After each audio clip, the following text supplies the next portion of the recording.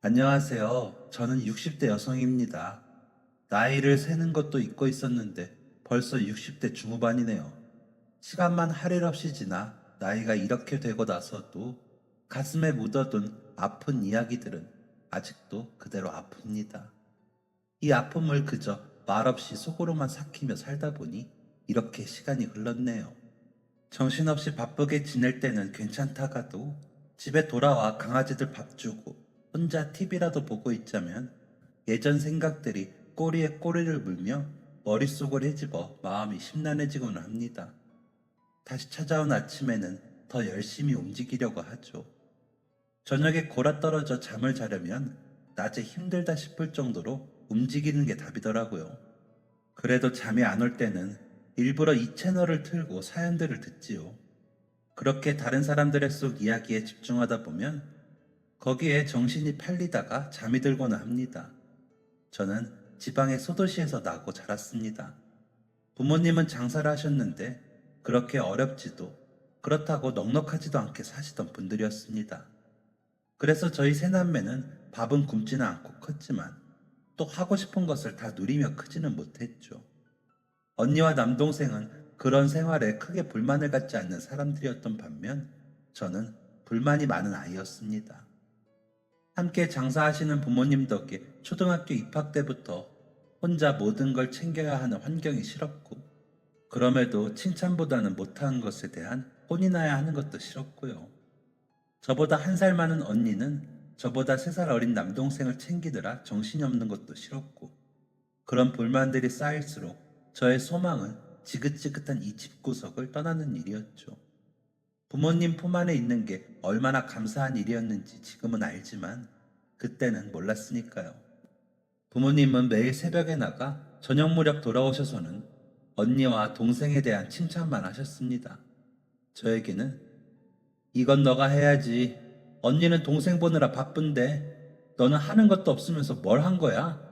게을러가지고 큰일 났다. 라고 소리치시기가 일쑤였습니다. 하지만 저는 제 몫의 일을 하지 않은 적이 없습니다. 남동생이 어지르고 언니가 뒷수습을 하다가 마저 못하면 그건 제 탓이 되었던 거죠. 그래서 남동생이 참 미웠습니다.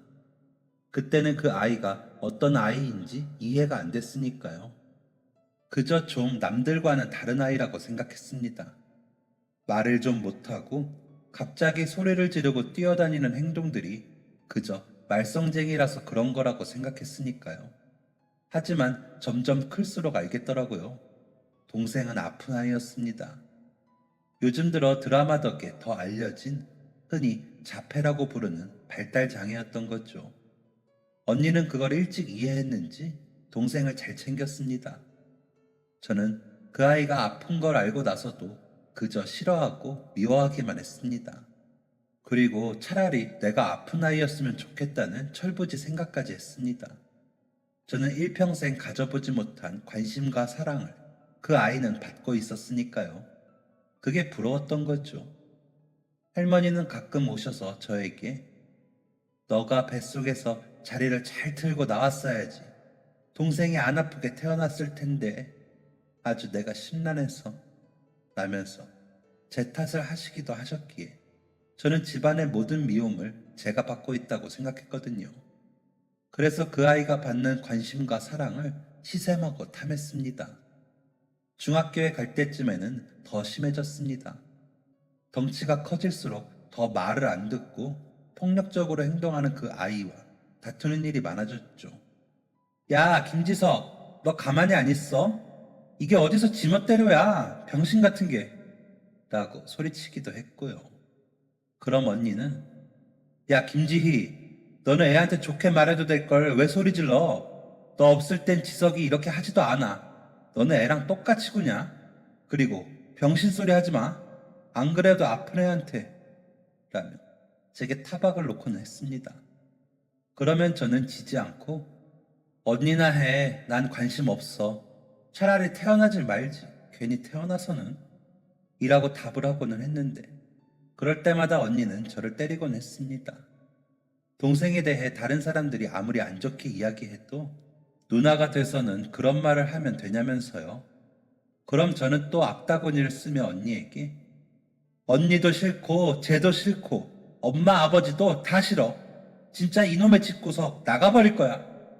대들고는 동네 친구네 집에 가 자고 다음날 아침에 집에 들어가곤 했습니다.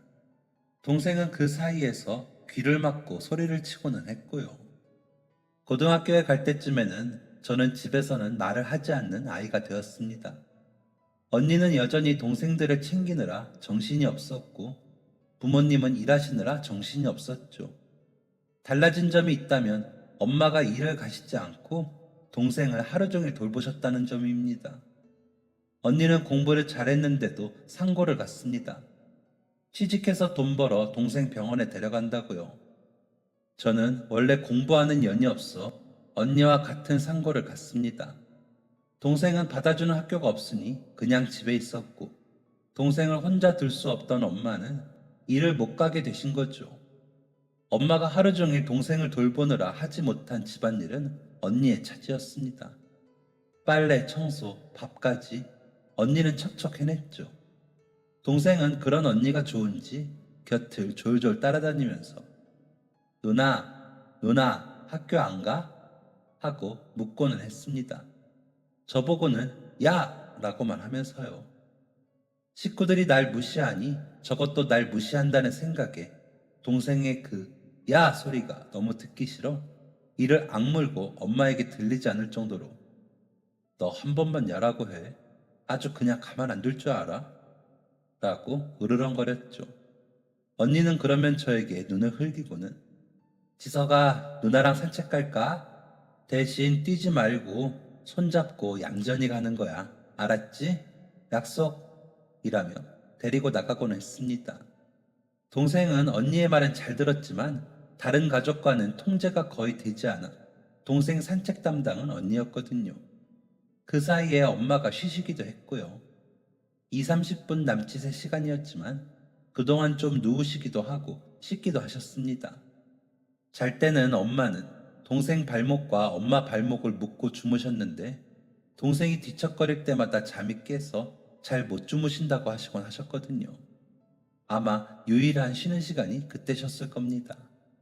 언니가 고등학교 졸업을 하고 취직을 하고 나니 여기저기서 언니에게 중매를 서겠다는 중매쟁이들과 이웃들의 발걸음이 이어졌습니다. 그러다 아버지가 한 자리가 너무 마음에 드셨는지 언니에게 나가서 사람만 보고 오라며 언니를 선자리에 내보내셨죠. 얼른 차만 마시고 오겠다던 언니는 저녁이 되도록 오지 않더라고요. 동생은 그런 언니를 기다렸고요. 엄마를 조르며 언니 찾으러 가자고 수선을 피우는데 그 모습이 너무 보기 싫었습니다. 문득 언니가 시집이라도 가버리면 언니를 대신해 제가 언니가 했던 모든 일들을 해야 할지도 모른다는 생각이 들어 심보가 꼬이기도 했고요. 그래서 김지석 너 이제 큰일 났다. 너희 누나 남자 만나러 가서 안 오는 거 보니까 너 보기 싫어서 도망갔나 보다. 이제 너희 누나 안 와. 라며 약을 올렸습니다. 엄마가 잠깐 화장실을 가신 사이에 약만 올리고 울면 저는 제 방으로 쏙 들어가 버릴 생각으로 그런 거였는데 동생은 생각보다 더 크게 반응을 보이며 소리를 지르고 발을 동동 구르며 난리법석을 떨었습니다. 동생이 그런 모습을 보이는 게 하루 이틀의 일은 아니었지만 그날은 유난히 심했습니다. 그러다 아버지가 대문을 열고 들어오시는데 아버지를 밀고 대문 밖으로 뛰어나가 버리더라고요. 화장실에서 나오신 엄마는 동생이 나가는 모습만 보시고 헐레벌떡 따라 나가셨고 아버지는 저에게 왜 저래? 너 뭐 했어? 라며 소리를 치시다가 엄마를 따라 뛰어가셨습니다. 저는 별 생각 없이 다들 유난이라고 생각했습니다. 그리곤 금방 잡혀 들어오겠지 하는 마음에 안으로 들어가려는 순간 골목 끝에서 엄마가 소리 지르며 우는 소리가 마당까지 들려왔습니다. 무슨 일인가 싶어 달려나가 보니 동생은 바닥에 피를 흘리며 누워있었고 엄마는 그런 동생을 끌어안고 울고 계셨습니다. 아버지는 안 보이셨고요. 이게 무슨 일인가 싶어 멍하니 그 모습을 보고 있는데 아버지가 어디선가 오셔서는 지석아! 지석아! 라며 동생의 이름을 부르셨습니다. 동생은 눈을 뜨지 못하고 있었고요. 구급차가 와서는 동생과 엄마, 아버지를 싣고 가는데도 저는 멍하니 보고만 있었습니다. 바닥에 핏자국만 바라보면서요. 동생은 제 말을 듣고 흥분한 상태로 골목을 달려나가다 오토바이와 부딪히며 뒹굴게 되었다고 했습니다. 오토바이 운전자는 술을 마시고 집으로 돌아가는 중이었는데 달려나오는 동생을 보지 못해 사고가 났다고 하더라고요. 집으로 돌아가 동생과 부모님을 기다리고 있는데 언니가 들어왔습니다. 집이 텅 빈 것을 보고 다 어디 갔어? 지석이는? 이라며 눈이 동그래져 묻더라고요. 저는 차마 입이 안 떨어져 말을 못하고 있는데 전화가 울렸습니다. 언니는 달려가 전화를 받고는 가, 일어나! 라며 저를 끌고 집을 나섰습니다. 그러면서도 문 잠그고 불 다 끄는 것까지 다 챙겼던 것 보면 언니는 참 살림꾼이었습니다.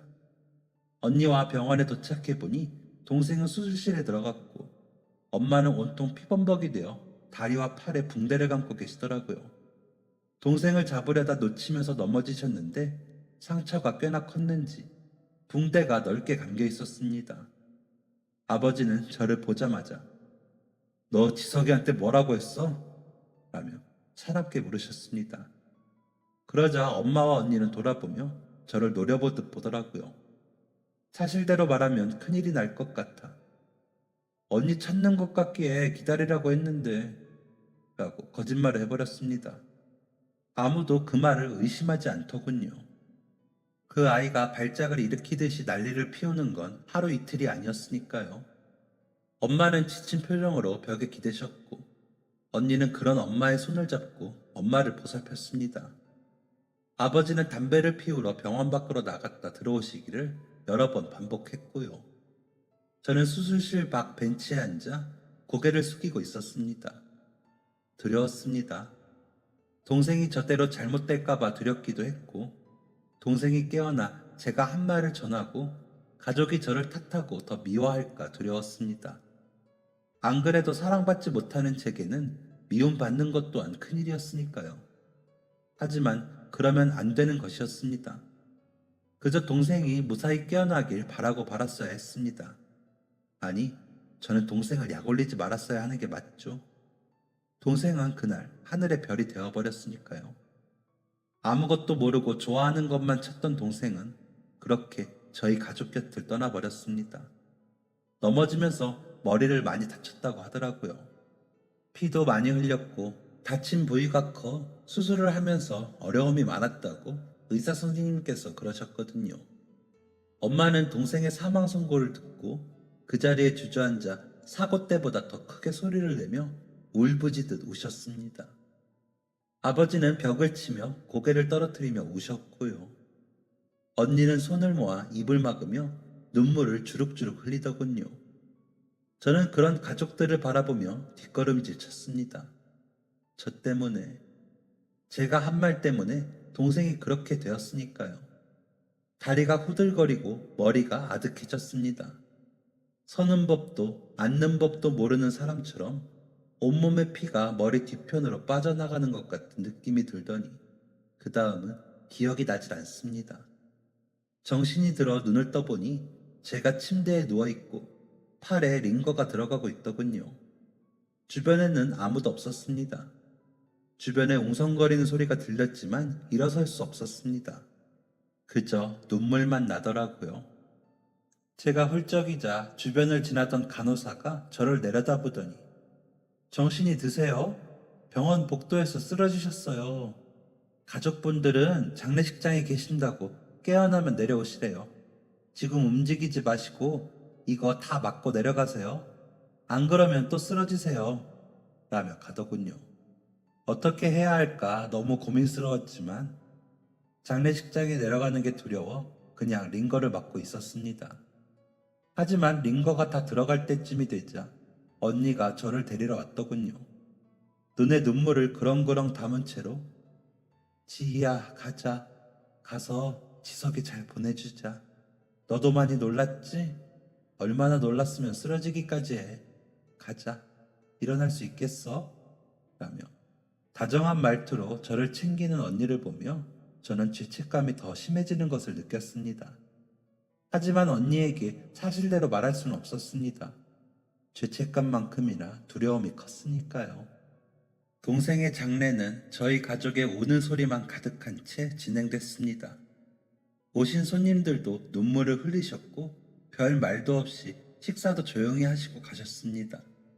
그러다 발인을 앞둔 날 밤 난리가 터지긴 했습니다. 멀리서 오신 외할머니는 엄마 손을 잡고 울기만 하셨습니다.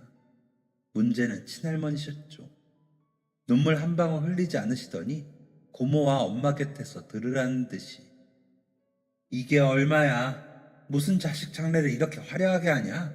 어차피 성치도 않는 애 간 게 뭐 그리 대수라고. 이럴 정신이 있으면 부모한테나 하지. 돈이 썩어난다. 라며 혀를 차셨습니다. 곁에 앉아있던 언니는 엄마를 감싸 안았고 저는 내가 할머니를 닮았구나. 내가 그래서 그런 못된 말을 한 거였어. 라며 멍하니 할머니를 봤습니다. 어머니를 쏘아보며 입을 실룩거리는 모습이 징그럽다고 생각하면서요. 아버지는 그 말을 듣고 어머니! 라며 소리를 치시며 일어나셨는데 그와 동시에 외할머니가 사돈, 대체 이게 무슨 소리입니까? 어떤 부모가 자식이 죽었는데 애달프지 않겠어요. 사돈, 그런 말씀 다 김서방 속에도 가시가 됩니다. 제 딸이 아무리 부족한 며느리여도 손자 장례식에서 그러시는 거 아닙니다. 라며 거함을 치시더라고요. 외할머니는 때마다 동생이 좋아한다는 식재료를 바리바리 싸서 가져오시고는 했는데 그때마다 동생은 외할머니를 알아보지도 못했습니다. 그런데도 외할머니는 동생을 끌어안고 쓰다듬으며 예쁘다고 하셨죠. 엄마가 고생할까 걱정을 하시면서도 동생 예뻐해주라고 당부에 당부를 하시고 가시곤 했습니다. 그에 반해 친할머니는 어쩌다 저런 게 나와서 온 식구가 고생이다 라며 동생 곁에도 앉는 걸 싫어하셨습니다. 그렇다고 언니와 저를 예뻐하지도 않았죠.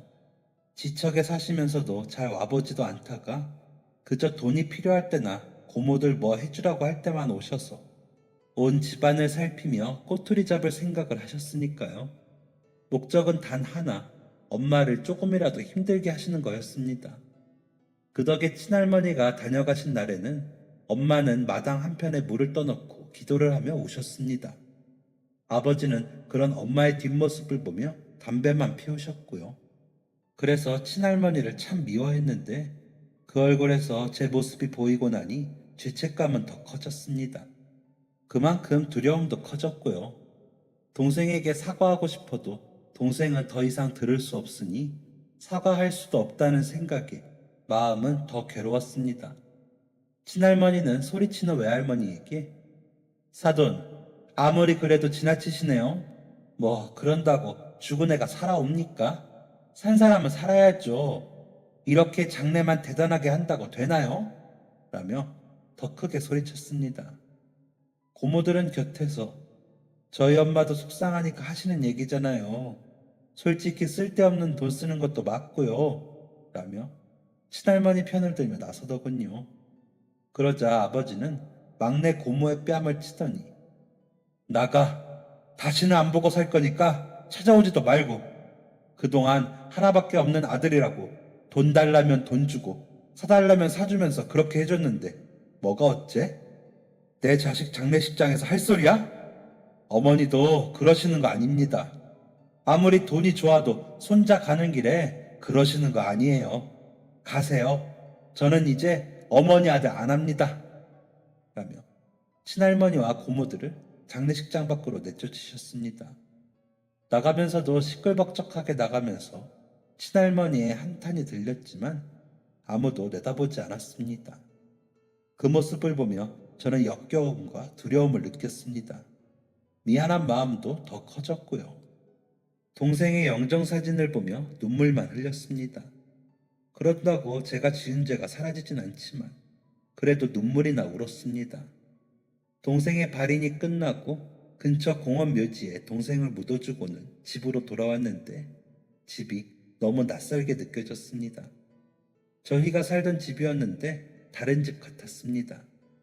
동생만 없을 뿐인데 집이 텅 비어버린 것 같았습니다. 엄마는 동생의 영정사진을 가지고 방으로 들어가 누우시더니 나오지 않으셨습니다. 아버지는 술을 안주도 없이 들이키시더니 마루에서 잠이 드셨고요. 언니는 옷을 갈아입더니 집안 곳곳을 정리하기 시작했습니다. 매일 그랬듯이 열심히 쓸고 닦고 하더군요. 그러더니 저에게 지희야 목욕탕이나 가자. 언니가 때 밀어줄게 라고 하더군요. 언니의 부은 눈을 보고 저는 조용히 따라 나섰습니다. 목욕탕에서 목욕을 하면서도 불안했습니다. 언니가 제가 한 짓을 알고 물어볼까봐 두려웠거든요. 하지만 언니는 지석이가 너 많이 좋아했어.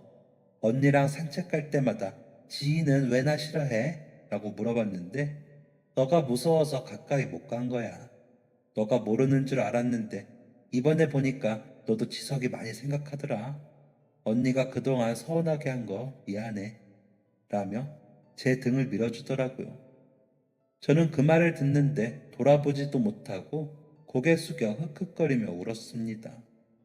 동생에게 너무 미안하고 가족들에게 미안하고 제가 지은 죄가 더 크게 다가와 어쩔 줄을 모르겠더라고요. 그저 우는 일 말고는 할 수 있는 게 없었습니다. 언니는 그런 제 마음도 모르고 그저 제 등을 묵묵히 밀며 울더라고요. 그런 언니를 보며 저의 죄책감은 더 커졌습니다. 일상으로 돌아간 저희 가족은 전으로 돌아가지 못했습니다. 엄마는 매일 밤마다 우셨고 언니는 계속 집안일을 했지만 산책을 가지 않았습니다. 아빠는 저녁과 함께 술을 드셨습니다. 그리고 아무렇게나 구겨 누워 아무 데서나 잠이 드셨습니다. 저는 더 이상 못되게 굴지 못했습니다. 언니를 도와 청소도 잘하고 빨래도 먼저 나서서 하게 됐습니다. 언니는 전에 선을 본 집에서 마음에 든다며 결혼 이야기가 나왔습니다. 언니가 시집가는 준비를 하는 동안 저는 졸업을 하였고 지역에 있는 건축 사무실에 취업이 되어 출근하기 시작했습니다. 그러는 동안 친할머니는 고모들을 앞장 세워 몇 번 찾아와 너희가 부모 알기를 이렇게 하니까 그런 안 좋은 일도 일어나는 거야. 그리고 솔직히 걔 없어서 더 편한 거 아니냐? 지희야, 안 그래? 라며 행패를 부렸습니다. 저는 뭔가 알고 저에게 묻는 건가 싶어 괴로웠습니다. 그래서 대답도 못하고 가세요. 제발 가시라고요. 라며 울었고 아버지는 말도 없이 고모들과 할머니를 밀어냈습니다. 언니는 고모와 할머니 면전에 소금을 뿌리며 울었고요. 엄마는 아무 말 없이 베개를 베고 누워 어깨를 들썩이며 흐느끼셨습니다. 동생이 없는 저희 집은 전보다 엉망진창이었고 눈물만 넘쳐났습니다.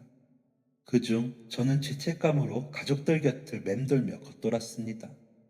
전에는 사랑을 바랄 수라도 있었지만 동생이 잘못된 후에는 그러지도 못하고 더 괴로워졌습니다. 언니는 결혼 날짜를 잡고 저에게 지희야, 언니가 자주 올게. 그래도 이제는 너가 엄마 아빠 도와야 해. 지석이 없어도 너가 많이 라며 울면서 부탁을 하곤 했습니다. 언니가 우는 모습을 보며 저는 고개를 끄덕였지만 속으로는 다른 생각을 하고 있었습니다. 동네 친구인 영숙이가 서울에 커다란 미용학원이 있는데 거기 가서 미용을 배우면 큰 미용실에 취직을 할 수 있고 그럼 유명한 배우나 가수들도 보고 돈도 많이 번다며 같이 가자고 하더라고요. 학원비만 모아지면 영숙이와 서울로 갈 생각을 하고 있었던 거죠. 그때는 그냥 그러는 게 좋겠다고 생각했습니다. 집이 아닌 어디라도 좋다고 생각했을 거예요. 집은 저에게 마치 감옥 같았거든요. 고개 어디를 돌려도 동생이 생각나 괴로웠고 가족들의 눈물에 제가 잠겨 숨이 막히는 것 같았습니다. 언니가 결혼식을 올리고 집은 더 허전해졌습니다. 엄마는 전보다 집안일을 하셨지만 저에게 말을 걸거나 아버지와 대화를 하지 않으셨습니다. 아버지도 술만 드실 뿐 별 말이 없으셨고요. 저는 그런 부모님의 침묵을 제게 가해지는 형벌이라고 생각했습니다. 하지만 그저 받아들이기만 하기에 견디기가 어려웠습니다. 언니가 결혼을 하고 4개월쯤 뒤 취직을 한 지는 1년여 만에 저는 영숙이와 서울로 발걸음을 옮겼습니다. 처음엔 기숙사에서 지냈습니다. 말의 기숙사지 한 방에 10몇 명씩 빼곡히 누워 지내는 곳이었습니다. 개인 짐은 베개 위에 돌돌 말아놓고 옆 사람과 어깨를 맞대며 잠이 들어야 했습니다. 음식이라고는 점심때나 돼야 밥알을 볼 수 있었습니다. 미용 기술을 배우기보다 머리카락 쓸기, 파마 로트와 파마지 닦고 빨아 물 빼놓기, 거울 닦기, 가위와 빗 정리, 고데기 정리 등등의 잔심부름을 했습니다. 영숙이는 이럴 줄 알았으면 안 왔다며 툴툴거렸지만 저는 그곳이 편했습니다. 몸은 고됐고 생활은 불편했지만 아무 생각을 하지 않아도 되니 마음이 훨씬 편하다고 생각했거든요. 그렇게 한 4개월쯤 지났을 때 영숙이는 도저히 그렇게는 못 지내겠다며 다시 고향으로 돌아가겠다고 했습니다. 그리고 짐을 싸 도망치듯 가더라고요. 하지만 저는 돌아갈 곳이 없었습니다. 부모님과 언니가 보고 싶었지만 돌아가서 다시 죄책감과 두려움으로 시간을 보낼 수는 없었습니다. 그러다가는 정말 제가 어떻게 될 것 같았거든요. 그래서 버텼습니다. 그 버팀은 곧 아무 소용이 없어져 버리긴 했지만요. 미용학원은 갑자기 문을 닫았고 원장이라는 사람은 찾을 수가 없었습니다. 흔히 취업 사기라고 부르는 거라고 하더라고요. 돈을 받고 자격증 따게 해준다고 해놓고 도망가 버리는 거요. 하루아침에 오갈 데가 없이 돈도 떨어져 버린 저는 어떻게 해야 할지를 몰랐습니다. 제 수중에 있는 돈으로는 일주일도 못 견디고 길거리에서 지내야 할 판이었고요. 당장에 잘 곳도 없어졌다는 생각에 멍해지더군요. 그런 저를 본 한 방을 쓰던 언니가 우리 집이 여관하는데 가서 나랑 좀 지낼래? 가서 수건 좀 개키고 방 청소도 좀 하고 그러면 우리 엄마도 쫓아내진 않을 거야. 그러면서 뭘 할지 생각해봐 라고 하더라고요. 선택의 여지도 없이 저는 언니를 따라 나섰습니다. 언니의 말대로 여관의 각종 잡일을 도맡아 하며 언니 부모님 눈치를 보긴 해야 했지만 지내기는 나쁘지 않았습니다. 밥과 반찬도 주셨고 마음 놓고 씻을 곳도 있었고요. 한 달 정도만 지낼 생각으로 간 그곳에서 저는 8개월을 지냈습니다. 그러다 그 사람을 만났습니다. 일하고 있는 제게 혹시 오늘 저녁에 같이 걸을래요? 라며 말을 걸더군요. 처음에는 무슨 수작인가 싶어 모르는 척 했는데 책을 쑥 내밀더라고요. 읽어봐요. 좋아할 거예요. 라면서 웃는데 사람이 좋아 보이더군요. 책은 김소월 시집이었는데 초원이라는 시가 적힌 부분이 접혀 있더군요. 언니는 그걸 보더니 야, 너 이름 부르다 죽으려나 보다 라며 킥킥거렸습니다. 누군가 저에 대한 호감을 표시했다는 사실만으로 제 가슴은 설렜습니다. 그래서 그 사람이 시집 마지막 장에 적어놓은 대로 근처 다방에 가서 만났습니다. 그 사람은 저보다 나이가 10살이나 많았습니다. 보기에는 그래 보이지 않았는데 나이가 많아 놀랬죠. 작가가 꿈이라고 했습니다. 집에서는 자꾸 다른 일을 하라고 해 도망쳐 여관살이를 한다며 웃을 때 생기는 보조개가 마음에 들었습니다. 그렇게 그날 이후 저희는 같이 산책을 하고 같이 책을 읽고 그 사람의 감상을 들으며 저는 배웠습니다.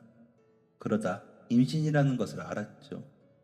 남자는 제가 임신한 것을 알고 어디론가 가더니 일주일 동안 나타나지 않더니 돌아와 가자. 좋은 집은 아니어도 우리 둘이 지낼 집은 구해서 가야지. 여간방에서 애를 낳을 순 없잖아. 라며 웃었습니다. 제가 좋아하는 그 보조개가 깊이 팬 그 웃음을 믿고 따라갔습니다. 식도 올리지 못했고 작은 방 하나에 부엌 하나 딸린 집에 살면서도 남편과 저는 행복했습니다. 아이가 태어나면 더 행복해질 것 같았습니다. 남편은 글을 쓰겠다는 소망을 미뤄두고 여기저기 다니며 닥치는 대로 일을 했습니다. 그러다 어느 대학에 청소 일을 하게 되어 월급을 받게 되었다며 좋아하더라고요. 일정한 수입이 생겼다는 사실에 저 역시 기뻤습니다. 아이가 뱃속에서 발길질을 할수록 미래에 대한 걱정이 되긴 했거든요. 차근차근 모으면 점차 살림이 좋아질 거라 믿었습니다. 그러다 가을이 깊어가는 어느 날 아이는 태어났습니다. 아들이었죠. 남편의 웃는 얼굴을 닮은 아이는 눈을 감고 젖만 빠는데도 저에게 세상 모든 걸 선물해 줬습니다. 남편은 현석이라는 이름을 지어줬습니다. 눈썹과 속눈썹이 이어지는 눈가에 뽀뽀를 해대며 이 아이를 위해서는 뭐든 할 수 있다고 생각했습니다. 너무 귀하고 예뻤습니다. 남편도 저와 같은 생각이었는지 퇴근에 돌아오면 피곤한데도 아이 곁을 떠나지 못했습니다. 그러면서 아이를 관찰한 일기를 쓰기 시작하더군요. 아이가 100일이 지났을 무렵 시부모님의 산소를 찾아뵈었습니다. 남편이 중학교 때쯤 두 분 다 돌아가셨다면서 남편은 나는 오래 살 거야. 우리 현석이 절대 부모 없이 자라게 안 해. 라며 눈물을 짓더군요. 남편의 그런 모습을 보고 부모님이 그립고 언니 생각이 났지만 저는 연락도 하지 못했습니다. 제가 이렇게 행복해도 되나 싶을 정도로 미안했거든요. 남편은 찾아뵙자고 했지만 저는 그럴 때마다 가족들이랑 사이가 안 좋아요. 아마 가도 반가워도 안 할 거야. 현석이 더 크면 그때나 가요. 라며 둘러댔습니다. 아이는 쑥쑥 잘 컸습니다. 골목에서 또래 아이들 중에 꼭 대장 노릇을 했고 6살이 되었을 때는 혼자서 책을 읽고 책에 대해 설명하며 즐거워했습니다. 아이가 7살쯤에는 구룡마을이라 불리는 강남의 판자촌으로 이사를 했는데 남편 말로는 거기서 좀 지내다 제대로 된 집으로 이사를 하자고 했습니다. 맨 땅에 대충 나무로 지은 집은 빛도 잘 들어오지 않았고 따닥따닥 붙은 탓에 오고 가는 길도 비좁았지만 아이는 불평 한 번을 안 하고 자랐습니다.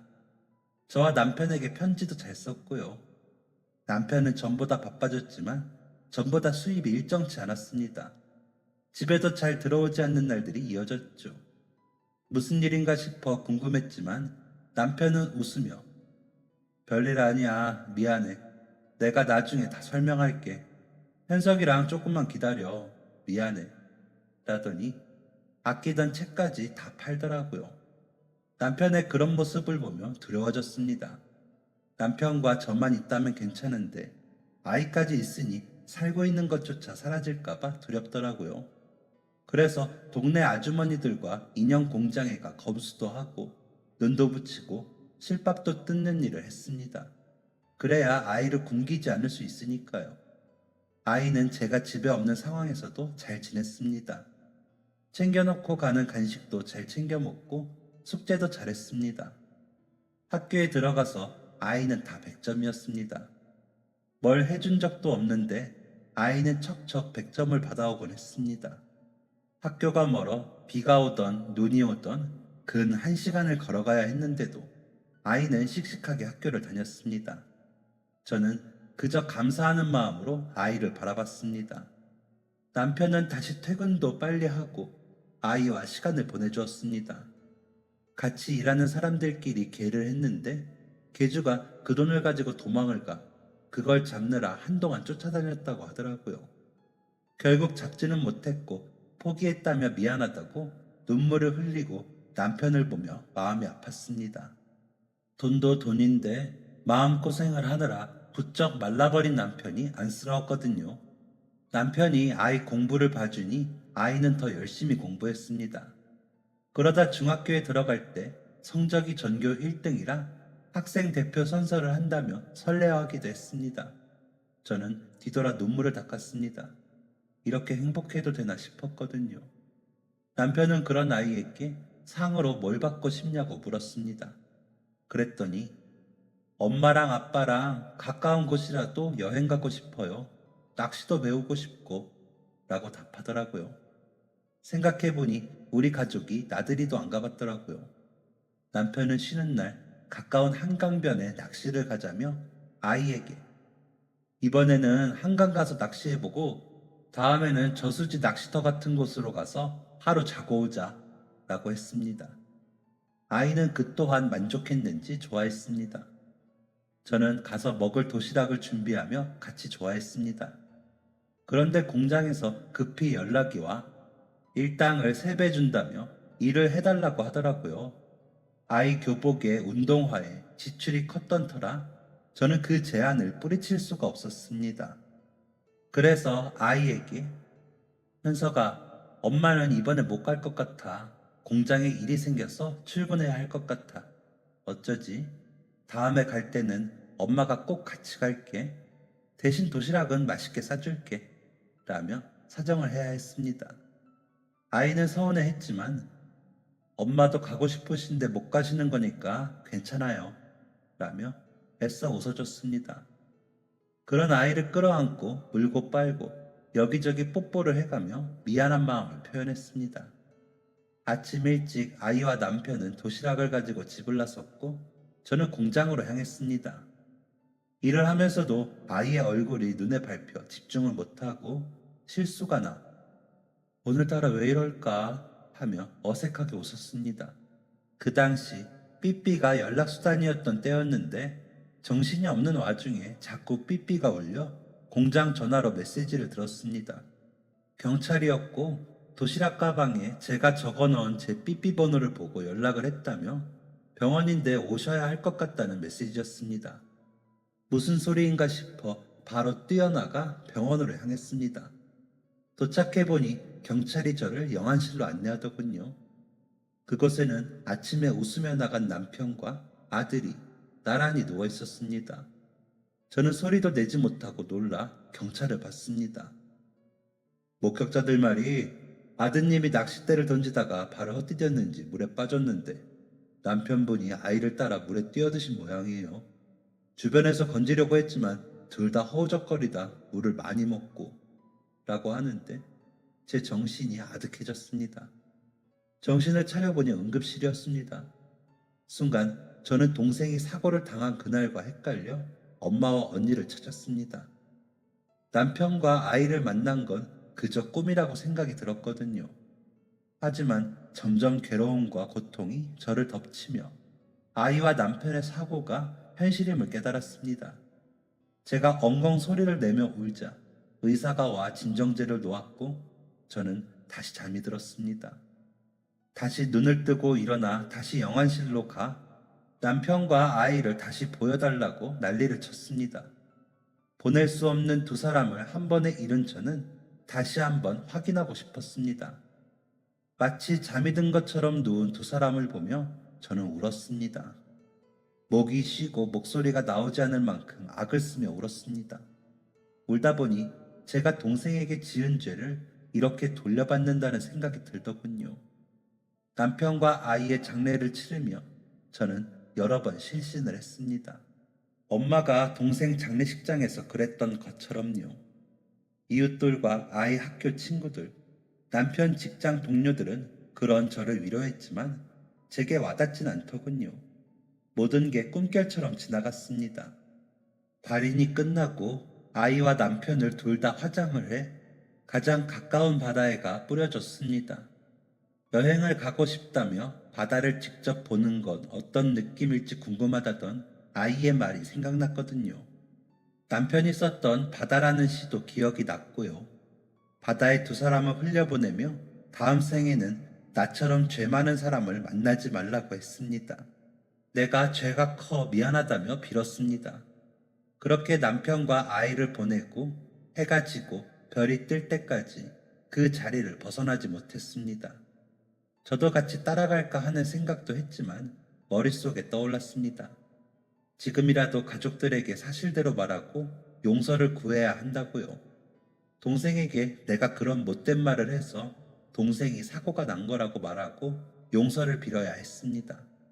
바로 터미널로 가 고향으로 가는 버스를 탔습니다. 가는 내내 아이 생각과 남편 생각에 눈물을 흘리다 잠이 들었습니다. 기척에 놀라 눈을 뜨니 사람들이 내리고 있더군요.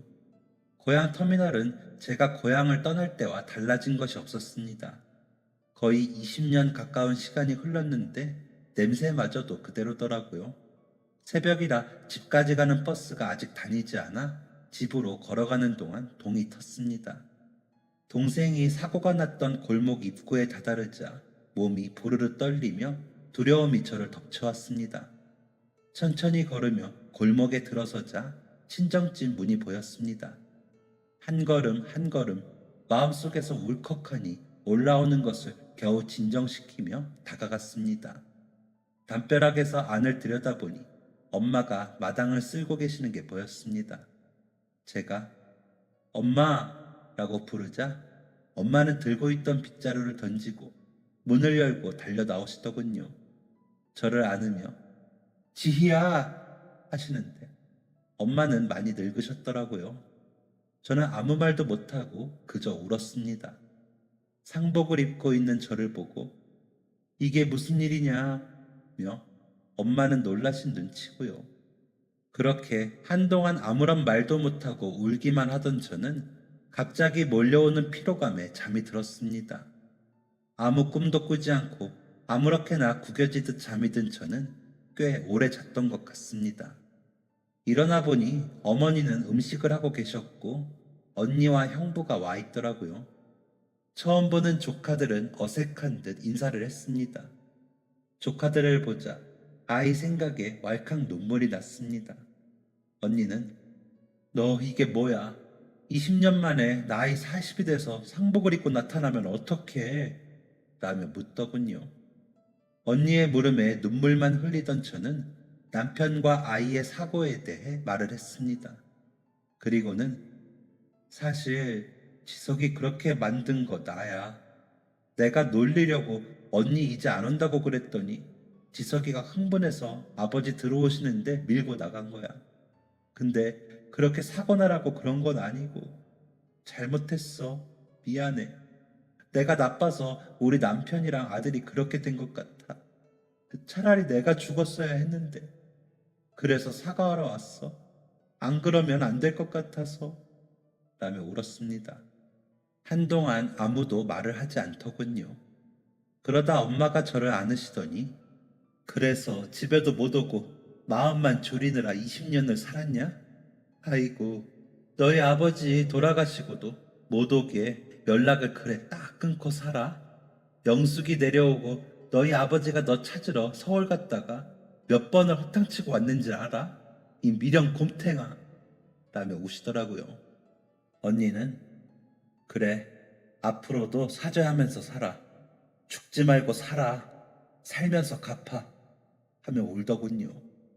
형부는 그런 언니를 다독여주고요. 아버지는 제가 가기 전 4년 전쯤 심장마비로 돌아가셨다고 했습니다. 지석이 곁에 묘소를 만들어 같이 모셨다기에 다음 날 가보기로 하고 잠이 들었죠. 아침이 되어 엄마가 주신 옷을 입고 아버지와 동생 묘소에 인사를 갔습니다. 가서도 얼마나 눈물이 나던지 머리가 아프더라고요. 언니는 아버지가 쓰러지시기 전날도 너 보고 싶다 그러셨어 라며 울더군요. 그렇게 고백을 했지만 제 마음의 짐은 사라지지 않았습니다. 아이와 남편이 없는 집으로 돌아가는 길이 너무 멀게 느껴졌거든요. 하지만 아이가 거기서 기다리고 있는 것 같아 안 갈 수 없었습니다. 엄마와 언니는 연락 꼭 하라며 제 삐삐 번호를 적어 벽에 붙였습니다. 터미널에서도 출발하는 버스를 따라오며 인사를 하더라고요. 그 모습을 보니 또 눈물이 났죠. 상복을 싼 보자기를 끌어안고 울었습니다. 집으로 돌아와 문 앞에 서서 크게 심호흡을 하고는 안으로 들어섰습니다. 여전히 어두컴컴하고 습한 집안에는 항상 불을 켜고 기다리던 아이가 없었습니다.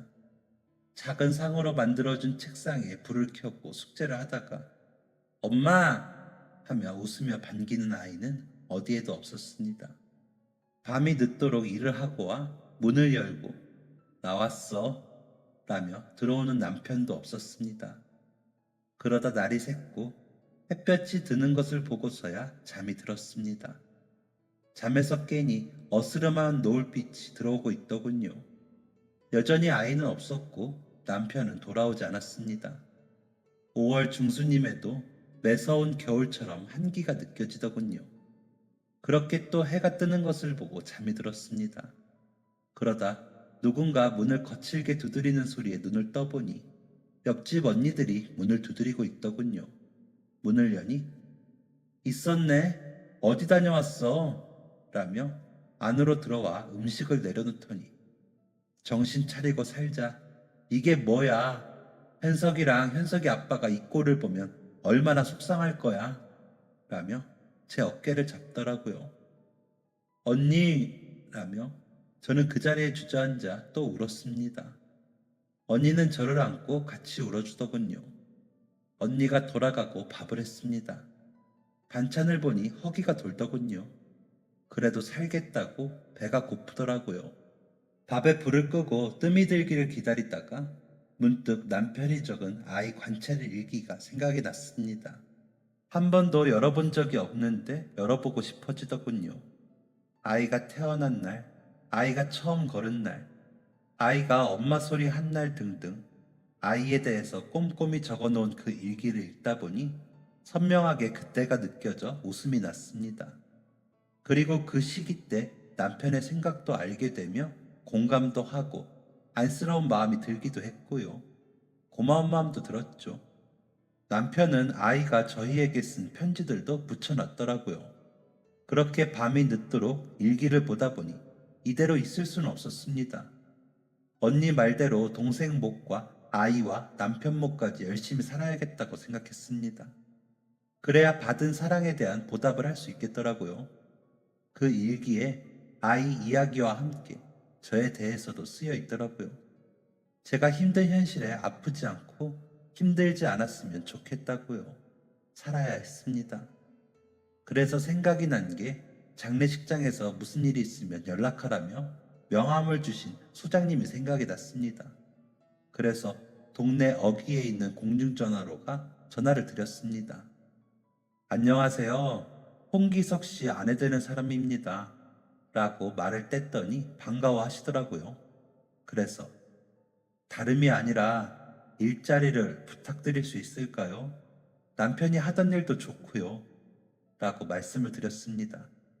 그랬더니 다음날 다시 연락을 줄 수 있겠냐고 하시더라고요. 그래서 다음날 다시 연락을 드렸더니 저기 집가도 안 멀 거예요. 서초동에 있는 삼풍백화점이라고 알아요? 거기 부자들이 많이 가는 백화점이라 청소에 엄청 신경을 쓴대요.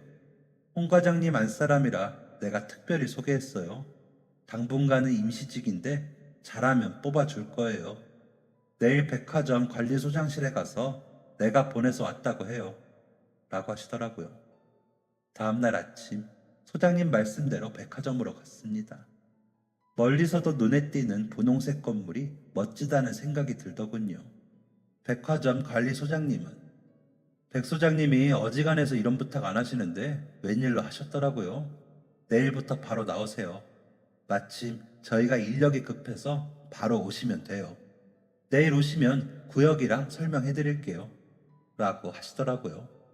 월급은 남편이 받던 월급보다는 적었지만 저 혼자 생활하기는 적지 않았습니다.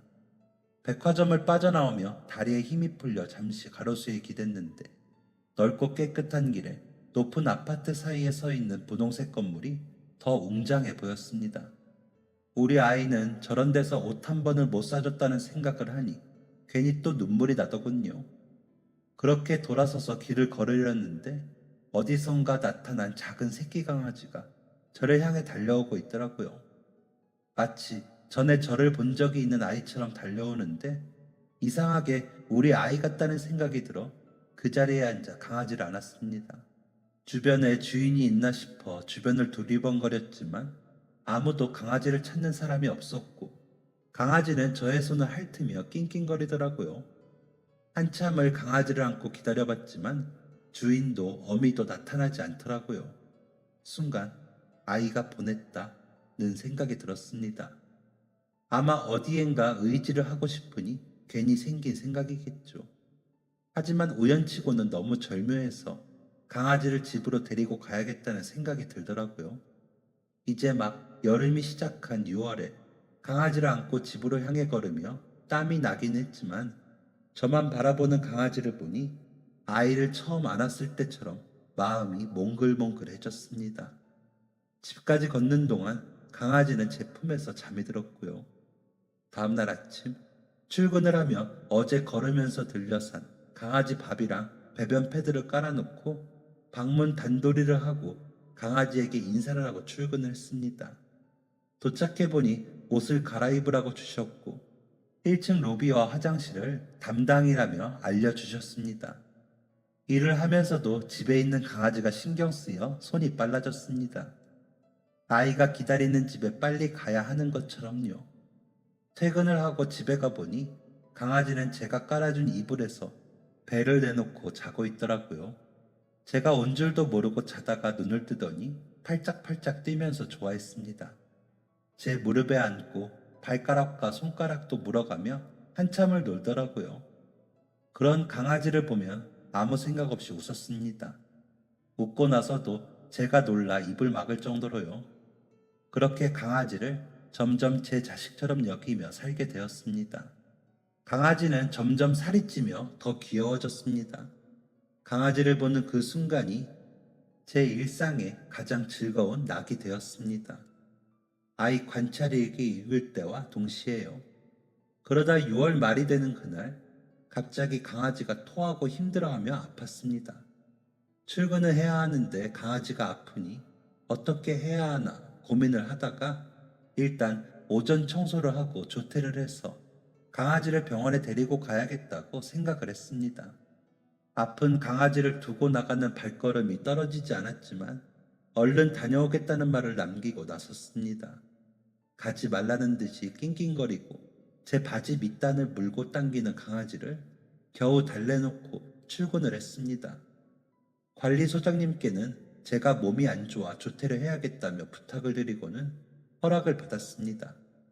그때 관리소장님은 뭐 때문인지 정신이 없어 이상하다 싶었는데 휴식 시간에 말을 들어보니 5층 바닥이 뚫리고 천장에서 물이 샜다고 하더라고요. 그래서 정신이 없었나 보다 싶어 별 신경을 쓰지 않고 오전 청소가 끝나자마자 집으로 향했습니다. 점심도 먹기 전이니 12시쯤 백화점을 나섰던 것 같습니다. 서둘러 집에 도착해보니 강아지는 또 아무 일이 없었다는 듯이 놀고 있더라고요. 그래도 혹시 몰라 병원에 데려갔더니 많이 먹어서 체한 것 같아요. 강아지들도 과식하면 체해요. 적당히 주세요. 라고 하시더라고요. 다행이다 싶어 집으로 향해서 강아지와 장난감으로 놀아주며 저녁 시간까지 누워있는데 삐삐 소리가 들렸습니다. 파리파리파리파리라고 찍힌 걸로 보아 급한 연락인 것 같아 공중전화 박스에 가 들어보니 남편과 일하시던 소장님이셨습니다. 재수씨, 괜찮아요? 내가 거길 소개해줘가지고 이 메시지 들으면 전화 좀 줘요. 라고 하시기에 무슨 일인가 싶어 지갑 속의 명함을 보고 연락을 드렸습니다. 저 홍기석 씨 아내예요. 무슨 일 났어요? 라고 여쭤보니 괜찮아요? 살았어요? 아휴, 다행이에요. 백화점이 무너졌다 그래서 라고 하시는 겁니다. 백화점이 왜 무너져요? 그 큰 게 라고 하면서도 얼마 전 다리가 무너진 사고가 생각이 나며 소름이 돋더라고요. 전화를 끊고 가게로 갔더니 뉴스를 보고 계시기에 보는데 정말로 백화점이 산산조각이나 무너졌더라고요. 집으로 돌아와 저를 보며 꼬리를 치는 강아지를 보는데 얘가 날 살렸구나 싶었습니다. 같이 일하던 동료들과 직원들, 손님들이 너무 많이 돌아가셨고 생존자들이 발견됐다는 뉴스를 접할 때마다 저는 강아지에게 감사하게 되었습니다. 그래서 강아지를 위해 사는 삶이 내가 살 수 있는 길이겠구나 싶은 마음이 들더라고요. 그래서 그때부터 봉사도 나가고 후원도 하며 지내고 있습니다. 그때 그 강아지는 7년 전 먼저 갔지만 다른 아이들도 돌보고 있고요. 이 녀석들 아니면 제가 이 나이에 혼자 무슨 재미로 사나 싶습니다. 그 후로는 미용 기술을 배워 지금 작은 미용실을 하고 있는데 애견 미용 자격증도 땄거든요. 그래서 곧 애견 미용실을 열까 고민 중이기도 합니다. 아이와 남편 기억 때문에 구룡마을을 떠나지 않으려고 했는데 강아지들 때문에 떠나 지금은 영등포에 살고 있거든요. 옥탑에 지내며 강아지 3마리와 사는데 조금 더 가지려고 하지 않고 다 도움이 필요한 강아지들에게 나누며 살고 있습니다. 앞으로도 그럴 거고요. 고마운 생명이니까요. 저는 앞서 말씀드린 대로 죄가 커 잃은 것이 많습니다. 이 사연을 듣는 여러분들은 마음으로, 입으로 저처럼 죄를 짓지 마세요. 알고 보면 사랑은 가까이에 있더라고요. 저는 죽을 때까지 강아지들을 위해 살며 제 죄를 사랑으로 채워보려 합니다. 여러분들은 곁에 있는 가족들과 사랑을 채우시기 바랍니다. 그래야 행복해요. 아셨죠? 저희 언니 보니까 그렇더라고요. 다들 복 받으며 행복하시길 기원하겠습니다. 지금까지 사연 들어주셔서 감사합니다. 사연이 재밌으셨다면 구독과 좋아요를 눌러주세요. 감사합니다. 안녕히 계세요.